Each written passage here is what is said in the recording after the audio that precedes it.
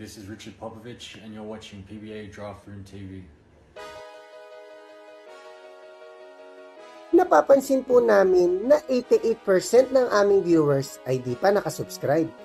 Kaya kung nagustuhan niyo naman po yung video, bilang tulong lang sa aming channel, ay hinihiling lang po namin na pakipindot ang like, subscribe button at notification bell. Maraming salamat mga ka-Draft Room! Welcome back po mga ka-Draft Room. Sa kakatapos lang na 2024 PBA Draft, ay nakitaan natin ng ilang potential franchise player caliber na sina Justin Baltazar at Cedric Berfield. Pero maliban kay Balti ay wala na ako ibang nakikitang posibleng PBA superstar big man. Yan ang pwedeng maging malaking difference ng 2025 class dahil karamihan ng top prospects dito ay big man. Madami din na nasa 6'9" pataas sa class na ito.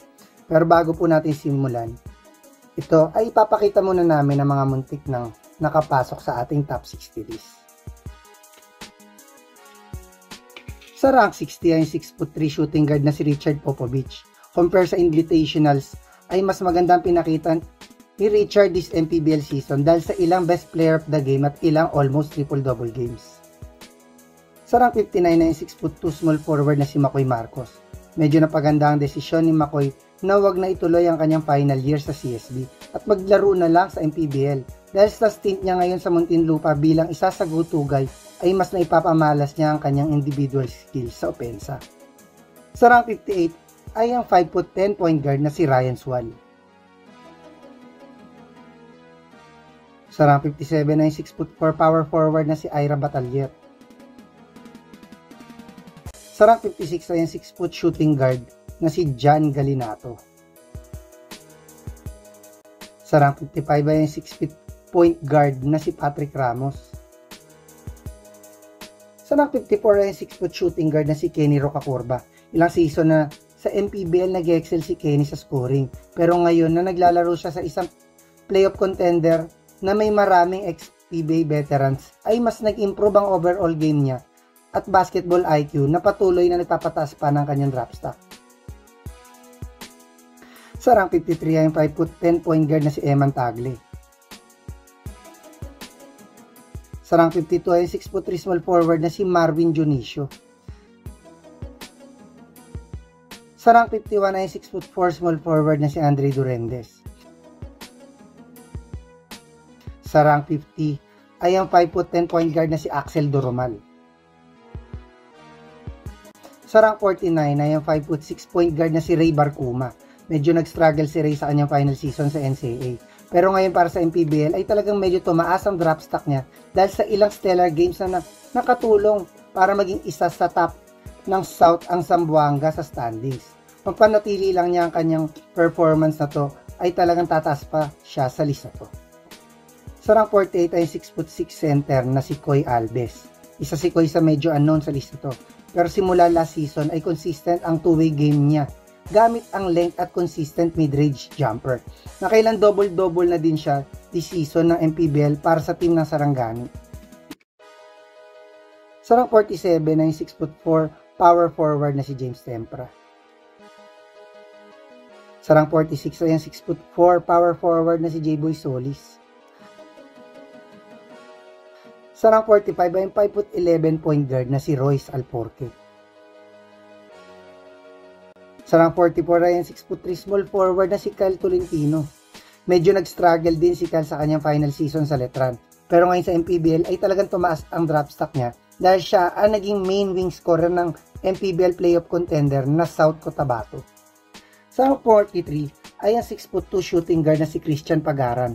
Madaming talented offensive players ang perpetual last season sa NCAA. Pero naging isa sa mas consistent scorer ng Alta si Pagaran na nahigitan pa ang mga designated scorer na sina Nitura at Razon. Dahil dito ay biglang tumaas ang stock niya. Maging go-to guy lang siya ng perp this NCAA season ay pwedeng maging surefire third rounder na siya. Sa rank 42 ay 6' shooting guard na si King Gurtiza. Ilang season na din naging main wing isolation scorer ng Ajax si King. Pero upang tumaas pa ang draft stock niya ay dapat matulungan na niya ang Generals makapasok sa Final Four bilang isa sa key player nito. Sa rank 41 ay 6'3" small forward na si JM Bravo. Sa rank 40 ay 6'4" power forward na si Arvin Gamboa. Sa rank 39 ang 6' shooting guard na si Harvey Pagsanhan. Decent naman na naging stint ni Harvey sa UE, ngunit hindi ito sapat para ma-pick siya ng medyo mataas next draft. Pero kung matutulungan niya din ang EAC makapasok sa Final Four sa kanyang one and done season sa NCAA bilang go-to guy ng Generals, ay pwedeng maging late second rounder na siya sa next draft. Sa rank 38 ay 6' shooting guard na si Migs Pangilinan. Sa rank 37 ay 6'3" power forward na si Jopet Soriano. Dahil sa lalim ng ex-PBA veterans, ay limited ang nakukuhang playing time ngayon ni Jopet. Pero malaking bagay din sa draft stock niya kung magkakampiyon this season ang finals contender na San Juan, kahit bilang third stringer power forward. Sa rank 36 ay 6'1" shooting guard na si Joshua Yero. Medyo tumaas ang stock ni Joshua last UAAP season dahil sa kanyang improvement sa outside shooting. Isa na si Yero sa best 3&D wings sa class na to. Kaya't kung matutulungan niya ang Adamson makapasok sa Final Four next season, most likely ay maging second rounder siya sa next draft. Sa rank 35 ay yung 5'10" point guard na si Prince Carlos. Sa rank 34 ay yung 6'7" center na si Mario Barasi. Hindi pa nabibigyan ng decent playing time sa UAAP si Mario. Pero sa mga recent preseason games ng Falcons ay mas nabibigyan na siya ng exposure. May pagpatuloy lang niya ang kanyang offensive improvement this upcoming UAAP season. Expect natin na biglang tataas ang draft stock niya. Sa rank 33 ay 6'9" center na si Ladis Lepalam. Limited pa ang playing time na nakukuha ni Ladis sa Valenzuela.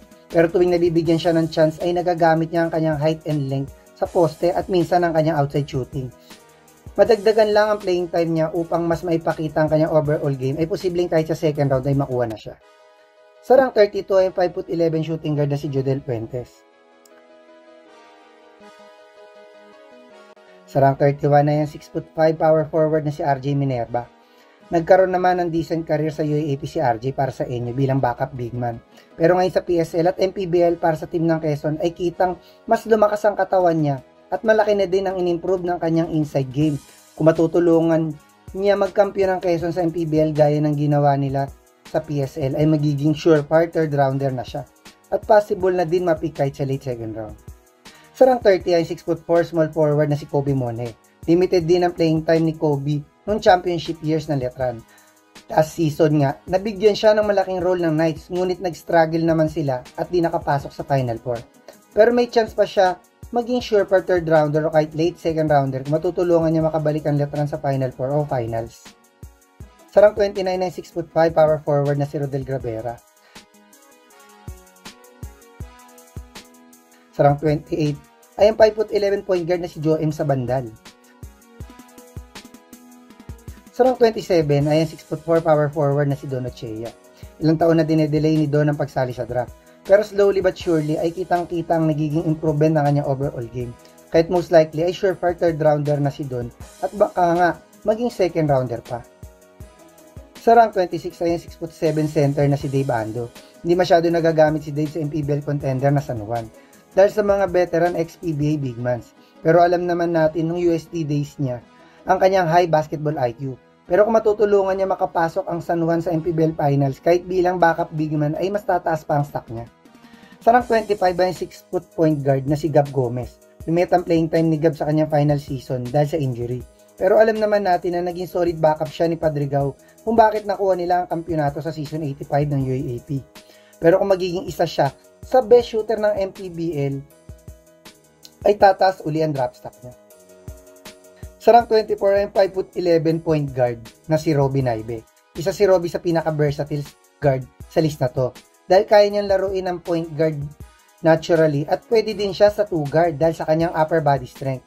Pero ang talaga nagpataas ng value niya ay ang pagiging isa sa key player ng CSB sa kanilang Final Four at Finals appearances. Pero upang maging second rounder siya sa next draft ay dapat matulungan niya naman ang Zamboanga makapasok sa finals ng MPBL. Sa rank 23 ay 6'3" shooting guard na si Patrick Yu. Malaking bagay ang leadership at veteran presence ni Patrick kung bakit naging contender ang NU sa last UAAP season. Hindi eye-popping ang stats na naibibigay ni Yu, pero halos every game ay nakakapag-contribute siya ng kanyang outside shooting at slashing, lalo na sa mga important part of the game.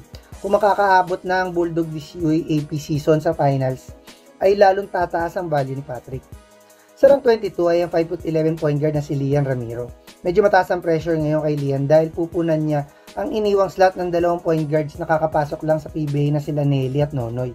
Pero ngayon pa lang, sa mga preseason games ay talagang nagpapakita na siya ng potential na kaya maging main point guard ng Lasal. Matulungan lang niya ang Green Archers makuha ang back-to-back champion ay talaga magiging surefire second rounder siya sa next draft. Sa rank 21 ay ang 6'3" small forward na si Nat Cosejo. Maganda naman ang nilaro ng former NCAA All-Star MVP sa final season niya sa NCAA gamit ang kanyang hustle at outside shooting.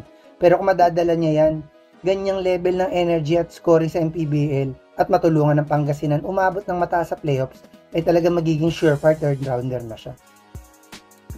Sa rank 20 ay ang 6'4" small forward na si Chase Lane. Base sa mga preseason games ni Chase, para sa UST ay talaga nagpakita siya ng great offensive skills gamit ang kanyang athleticism at strength. Pero kung sa kanyang one and done season sa UAAP ay siya ang maging main small forward ng Growling Tigers at matulungan ito makapasok sa finals ay talagang magiging surefire second rounder siya sa next draft. Sa rank 99, 6'3" small forward na si Joaquin Manuel. Alam naman natin ang taas ng value ng galing sa isang UAAP champion school. Pero upang masolidify ni Joaquin ang pagiging second rounder next draft, ay dapat maglaro man lang siya sa NPBL para mas may pakita ang kanyang 3&D game. Sa rank 18 ay 6-foot shooting guard na si Sean Kitebis. Hindi din eye-popping ang stats ni Sean, pero isa siya sa glugay ng Blue Eagles sa kanilang huling kampyonato. Kahit expect natin na mas malaking leadership ang kanyang pupunan sa kanyang final season sa UAAP. Pero kung matutulungan niya ang Ateneo makuha uli ang kampyonato sa kanyang final year, ay di lang sa second round siya pwede makuha at baka sa late first round pa.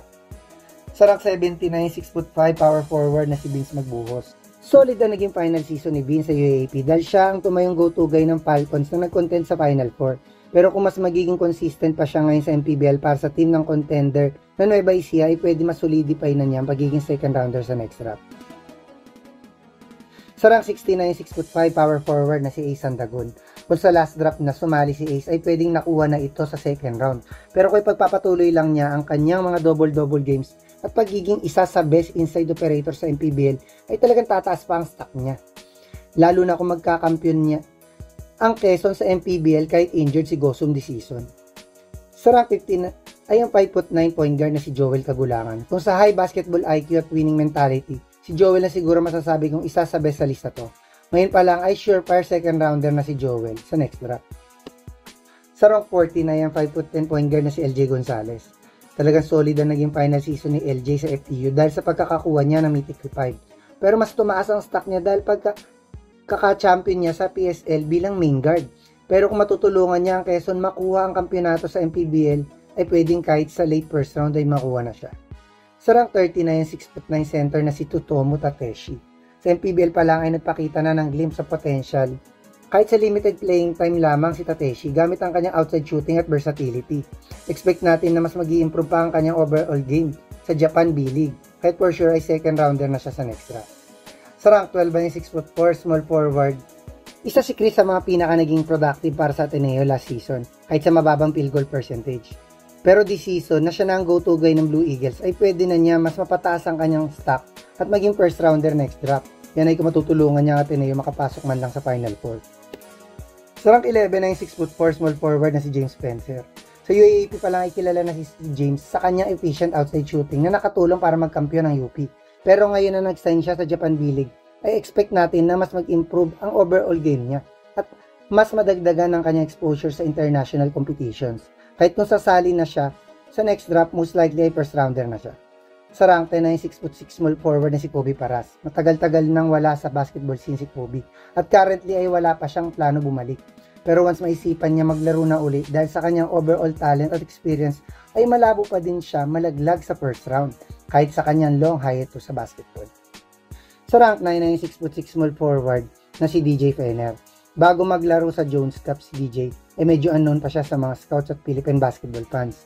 Pero dahil sa paglalaro niya sa SGA ay naipakita niya ang kanyang elite two-way game at superb athleticism. Kahit kung sasali na si DJ sa next draft, for sure ay first rounder ito dahil na din sa dami na experience ito mag-import sa mga international leagues lalo na sa Europe. Sa rank 8 ay 6'9" center na si Gio Chu. Sa Ateneo pa lang ay naipakita na ni Gio ang kanyang high basketball IQ at kakayahan maka-adapt sa sistema ni Coach Tab. Pero nang dahil sa mga imports ay limited lang ang naging exposure niya. Kahit sa kakatapos lang na the Asian tournament niya, mas naipamalas ang kanyang inside game at interior defense na talagang possible first rounder siya sa next draft. Sa rank 7 ay 6'3" small forward na si Justin Butang. Sa NCAA at Philbasket pa lang ay naglalaro si Justin ay considered first rounder na siya. Pero talagang lalong tumaas ang draft stock ni Justin nang naglaro siya sa KBL. Dahil kahit sa mataas na level ng competition dito, ay nadala niya pa rin ang kanyang explosiveness at scoring talent. Kahit kung sasali na siya next draft, most likely ay top 5 pick na siya. Sa rank 6 ay 6'6" power forward na si Will Gozum. Currently ay may knee injury si Will. Pero hindi ito hadlang para maging surefire first rounder pa rin siya next draft. May chance pa naman siya masolidify ang pagiging top 5 pick kung magiging double-double machine pa din siya sa next MPBL season. Sa rank 5 ay 6'10" center na si CJ Lane. Ngayon pa lang ay todo paghahanda na si CJ sa mga mini tournament sa US. Pero pag natuloy na niya ang kanyang plano maglaro sa MPBL at talagang dinominate niya ito ay magiging surefire top 5 pick na siya sa next draft. Sa rank 4 ay 6'2" shooting guard na si Renz Abando. UST pa lang ay kilala na si Renz dahil sa kanyang athleticism. Pero nagsimulang pumutok ang pangalan niya nang napagkampiyon niya ang left run na siya din ng season MVP sa NCAA. Patuloy na nakilala si Renz sa kanyang mga stellar performances sa Gilas at KBL. Currently ay wala siyang nalalaroan pero kahit wala na siyang international leagues na salihan bago ang draft ay masasabi kong surefire top 3 pick pa din siya. Sa rank 3 ay 6'2" small forward na si Terdy Ravena. Halos half a decade na simula na inabangan ng mga scout sumali na si Terdy sa draft. Pero dahil sa paglalaro sa Japan B-League ay naudlot ito. Currently ay kakapirma lang niya sa Dubai team ng 1-year contract para sa EuroLeague. Kahit kung mag-decide na siya sumali next draft ay posibleng mapick siya first overall. Dahil bukod sa PBA ready na siya ay sobrang laki na ng kanyang international experience. Sa rank 2 ay 6'10" center na si Kentin Meliora Brown. Sa NCAA Division 1 school pa lang, sa Vanderbilt ay naging starter na siya at productive po sa presence. Kahit expect natin na kaya niyang madominate ang ibang opposing center sa UAAP sa kanyang one and done season para sa UP. May chance din na siya ang maging first overall pick next year. At ang best prospect sa class na to, so far ay 6'10" center na si Kamaka Hepa. Naging solid din ang final season ni Hepa sa NCAA Division 1 school na Hawaii.